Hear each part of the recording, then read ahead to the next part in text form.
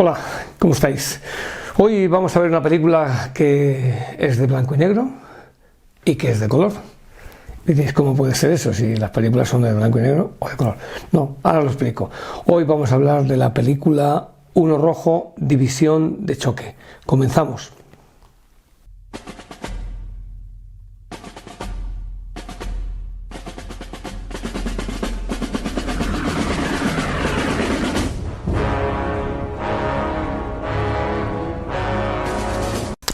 Uno Rojo, División de Choque, The Big Red One, una película del año 1980 en color, es en color efectivamente, pero hay una parte al principio que comienza que es en blanco y negro. ¿Por qué? Pues ahora lo explicaré, porque es la vida de un sargento, es como una especie de radiografía en fotos, como si fuese una foto fija, de la vida de un sargento norteamericano de una división americana. El principal protagonista es Lee Marvin, que interpreta a ese duro sargento, ¿no? Y que va a tener a 4 jóvenes en su pelotón, luego va a tener hasta 12, que es lo que va a mandar en la Segunda Guerra Mundial. Pero lo que es muy importante de esta película es el director, Samuel Fuller, que tiene películas como, curiosamente, como Casco de Acero, cuando habla un poco del racismo sobre la guerra de Corea, y en esta película que yo no sabría calificarla, a mí me parece buenísima y de hecho fue remasterizada porque como es del año 1980 fue hecha por la empresa Lorimar, más hacia la televisión que hacia el cine, pero luego ha sido remasterizada. El principal protagonista es Lee Marvin y Mark Hamill es Luke Skywalker, es el joven protagonista de la Guerra de las Galaxias en 1977, y en 1980 rodó esta película. Era muy joven, luego posteriormente le hemos visto en la saga final de la Guerra de las Galaxias y en alguna película más. Básicamente, por lo que yo he podido saber o leer, este chico cometió un error importante en la Guerra de las Galaxias. Importante. Cuando tú eres actor, puedes cobrar dinero en bruto o en neto, lo que te corresponda, por hacer un trabajo. Bien. Pero esas películas tienen lo que se llama luego los royalties, es decir, tienen los pases que tiene la película posteriormente, la distribución que tiene, y durante ese año y durante los años siguientes. Entonces hay muchos actores que dicen, yo prefiero cobrar menos dinero, pero a mí cada año me das un porcentaje de lo que recaude esta película. Mark Hamill no quiso hacer eso. Harrison Ford dijo, bueno, yo cobro menos, pero me vas pagando de lo que haya. Entonces, ¿qué pasa? Que él cobró mucho cuando inicialmente tuvo éxito la Guerra de las Galaxias, pero ya de todas las veces de todo lo que ha pasado después de la Guerra de las Galaxias, no ha cobrado nada. Con lo cual ha perdido muchísimo dinero.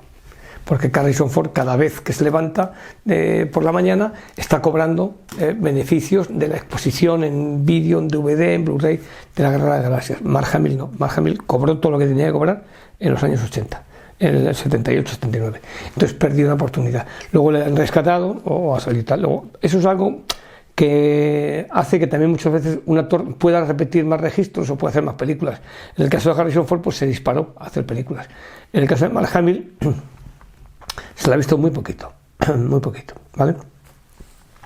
Entonces hemos dicho que el argumento de esta película es que hay como 4 jóvenes, que uno es italiano, otro está siempre con el puro, otro quiere hacer unas cosas al país y otro es dibujante. Son 4 jóvenes que están al mando de un sargento, un curtido sargento de la Segunda Guerra Mundial, pero que la película comienza en blanco y negro, en noviembre de 1918, cuando vemos a un sargento con ese casco plano, con esas polainas, que es Lee Marvin, y cómo en esa especie de niebla de la Primera Guerra Mundial, todo en blanco y negro muy bien hecho, pues hay un soldado que se está rindiendo, alemán. Se esconde detrás de una especie de... Hay un crucifijo que es muy curioso, que es como muy alto, un descampado, hay un enorme crucifijo como muy tétrico, que cuando veáis la película no se os va a olvidar jamás. Y él se esconde detrás de ahí, de ese crucifijo, y a pesar de que otro va diciendo que se rinde, pues saca el cuchillo y lo mata. Pensando que es, pues eso, Luego ya regresa a sus líneas, se encuentra que está toda la trinchera vacía, que está hecho casi como tipo Primera Guerra Mundial. Luego aquí vemos dos películas, un recuerdo al cine en blanco y negro, y ya la televisión y el cine. Y llega y está ahí el capitán que está afeitándose y le dice: ¿qué tal? Dice: no, pues he matado a un alemán. Y el alemán que ha matado lleva una tira roja en el lado, que es como para distinguir la unidad que es, ¿no? Y le dice el capitán: ¿qué? Dice: pues no, he matado ahí a uno que decía... ¿Y qué decía? Dice: no, que se habían rendido, que no sé qué, pero claro, lo de siempre, ¿no? Dice... Y el capitán le mira, le pasa una botella de no sé qué, si es vino o coñac. Dice: toma, bebe, que te va a hacer falta. Dice: ¿por qué? Dice: porque tenía razón. Se ha firmado el armisticio hace 4 horas. Es decir, ha matado a uno que ya en tiempo de paz. Entonces, después de ese flashback nos retrocede, no a que veamos la instrucción, sino que ya a que estamos metidos en la Segunda Guerra Mundial, y hay un desembarco, que es el desembarco del norte de África, en el que las fuerzas americanas van a desembarcar, y ese palito que ha visto el de tela rojo, se le ocurre, dice: mira, esto se le ocurre, se podía poner esto en la primera división. Entonces la primera división americana lleva un 1 rojo. Por eso el título de la película, The Big Red One, la 1 rojo, la gran 1 rojo, ¿no? Entonces, como diciendo, 20 años después de lo que se ve en un alemán muerto, se pone aquí como un símbolo, ¿no? Para que hagáis una idea de la inmediatez o de la poca historia que hay en los Estados Unidos, incluido en su ejército, ¿no? Y a partir de este momento lo que vemos es a un sargento Lee Marvin, a una película que no es exclusivamente bélica, sino que tiene sus momentos en los que nos hace pensar a cómo esos chavales, pues eso, a cómo ponen en los fusiles para desembarcar, tienen que gastar los condones para que no se entre el salitre del mar en los fusiles, a cómo desembarcan. Primero hay un desembarco en el norte de África en el que los que están enfrente son tropas de la Francia, vamos a decir, la Francia de Vichy, la Francia libre, entre comillas, y como inicialmente hay un suceso en el que hay uno que da las órdenes que disparen, y al final acaban todos, pues eso, confraternizando, franceses libres, entre comillas, y americanos. También otros desembarcos, y quizá el que mejor está retratado es el desembarco de Normandía, cuando tienen que haber que se ha contado muchas veces en el cine, tienen que abrir una brecha, y ahí está aquello lleno de alambradas, y tienen que meter esa especie de tubos que son las pérticas, que ellos le llaman en la traducción, le han puesto Bengalore, pues se llamaba torpedo Bengalore. Entonces está muy bien hecho porque la cámara está enfrente de Lee Marvin, y esto está luego diciendo número 1, número 2, claro, los soldados van numerados del 1 al 12, el 1 es el más bisoño y el 12 es el más antiguo. Esto no es nuevo, esto ya lo inventaron los romanos y lo inventaron los griegos, que eran los hoplitas, pselitas y peltastas, o los triarios, príncipes y los otros que había en Roma, es decir, los legionarios, es decir, de más bisoño al menos bisoño ya más curtido, es decir, cuanto más curtido eras, más patas te ibas en la línea, porque los que primero morían eran los primeros. Bueno, pues eso aquí vamos viendo cómo van metiendo las cargas y cómo van cayendo uno, dice el 1, el 2, el 3, y llega hasta, no sé si hasta el 7 o hasta el 8, o sea o al 9. Es decir, que van cayéndole mucho hasta que consiguen abrir eso.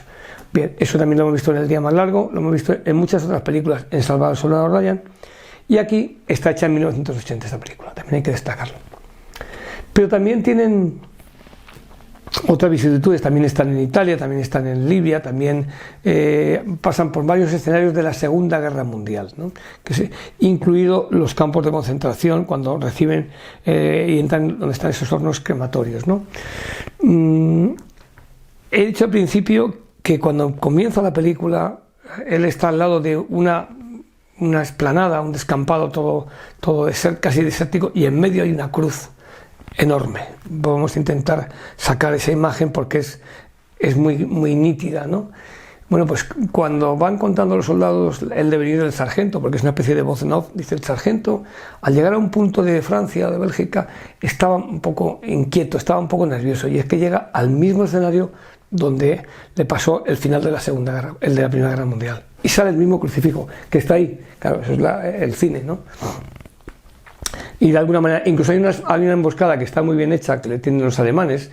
Hay un momento que sale un alemán, hay una escena muy bien hecha cuando y además está la cámara en el suelo enfocándonos la cara del alemán, o cuando está el alemán en el suelo, o cuando están poniéndose megáfono en medio del desierto, que es para oír la canción Horst Wessel, ¿no? Bueno, pues eso mismo nos lo pasa cuando estamos llegando, liberando Francia, y se encuentra él con el mismo crucifijo que ha visto, que sigue en pie, ¿no? Y que hay un montón de alemanes muertos y que parece que ha sido toda emboscada, ¿no? Entonces manda uno a reconocer y dice, mira, todo bien. Y resulta que cuando vuelve, dice, ¿está todo bien? Dice, no está todo bien. Dice, fíjate, y según vuelve, dice, no, esto es una emboscada. Dice, pero tal. Dice, no, mira, porque mira las insignias de los que se hacen de muertos, son de varias unidades distintas. Bueno, y ahí ya, pues hay luego la escaramuza y tal. Y más cosas que va contando. Al final dice una frase, lo de la mayor gloria es sobrevivir en una guerra, que lo han dicho muchos cineastas, pero yo quería destacar que cuando ves esta película y la has vuelto a ver y la vuelves a ver, no te quedas indiferente. La imagen del soldado con el fusil así y con el papel higiénico arriba, desembarcando y el puro en la boca, parece un poco de Hollywood, pero los que hemos estado por ahí sabemos que lo primero que se termina cuando estás fuera es el papel higiénico. El papel higiénico es muy importante y ahí lo muestra. Y luego la sensación de que es un cine que se puede entender sin diálogos, es decir, ves cómo a uno le hieren, cómo otro tiene mala suerte, cómo uno quiere ser novelista o escritor, otro es dibujante, y sobre todo en los enfoques. Fijaros en los enfoques, que lo decimos o lo digo mucho, porque es que es lo que hace que tú te creas algo o no te lo creas. Lee Marvin, y creo que lo he dicho en otro programa ya para finalizar, sirvió en la infantería marina, en los marines, y en su tumba, pues creo que ya lo hemos puesto esta fotografía, pone Lee Marvin, cuerpo de marines. Luego creo que es un tributo, y quizás está aquí un poco más envejecido porque es año 1980, no es el Lee Marvin de El hombre que mató a Liberty Balance, o La taberna del irlandés, o A quemarropa, que es una gran película que tiene. Y en cuanto a Mark Hamill, pues ya he dicho, era un joven que prometía mucho. Yo creo que luego después pues se fue diluyendo, quizá porque no supo gestionar bien su carrera, no lo sé.